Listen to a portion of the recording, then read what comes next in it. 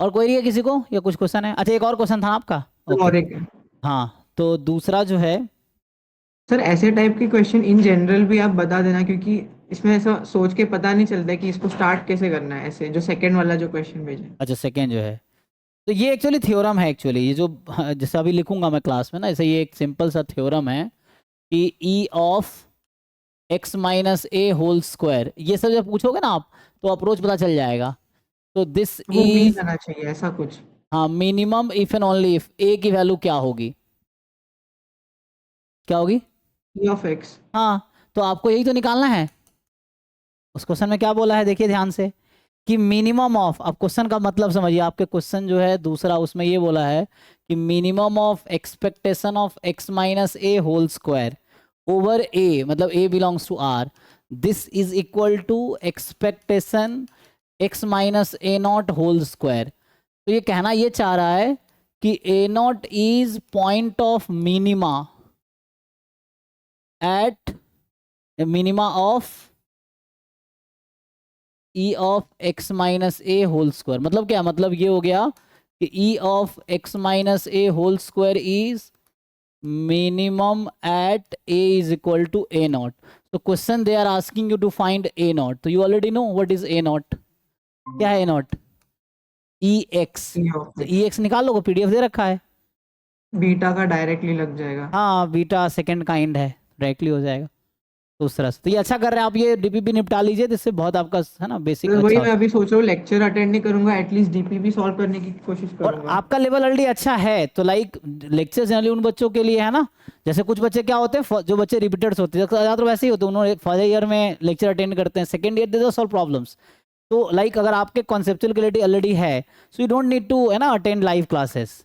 आप just question में focus करो। जैसे अभी आपने क्वेश्चन ज्वाइन किया था, आपको ये पता था लेकिन डायरेक्टली दिख नहीं रहा था, तो क्लैरिटी आ गई। हाँ ये चीज़ें भी आपको पता ही था, आप यहाँ तक तो पहुँच ही गए थे, देन आपको ये नहीं हाँ। पता चला था कहाँ तक जाना है। तो इससे आपको समझ आएगा अच्छा यहाँ मिस्टेक हो रहा था, तो इससे आप इंप्रूवमेंट होगा।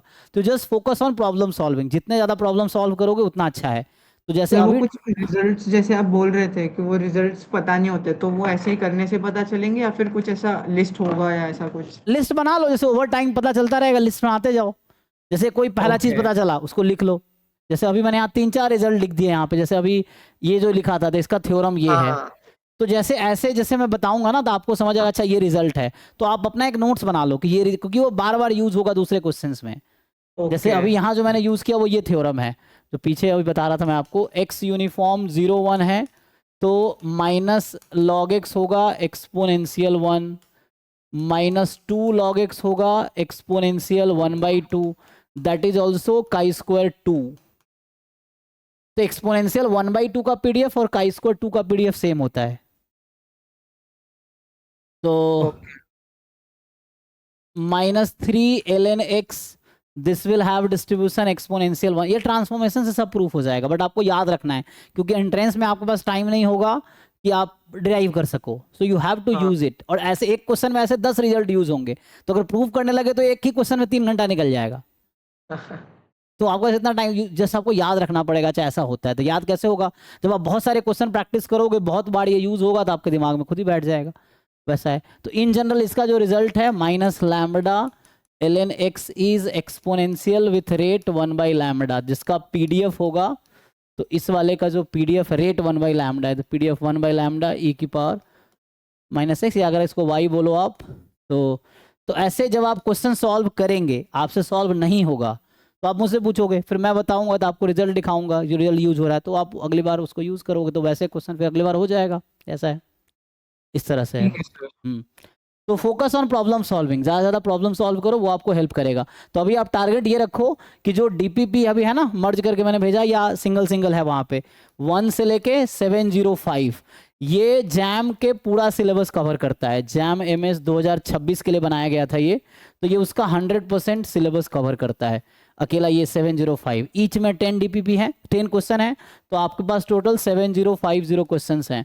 अब आप देख लो किस स्पीड से करोगे कि जल्दी जल्दी खत्म हो जाए। 7000 क्वेश्चन करने हैं। इन 7000 क्वेश्चन में आपके पूरे जैम के, क्योंकि पिछले साल ये डीपीपी बने, अभी हमने इस साल जैसे मैंने बताया आपको 706 से 1500 का टारगेट है, ये भी पूरा सिलेबस कवर करेगा, और ये भी कर रहा है। तो अगर इतना आप कर लोगे तो ये हो गया।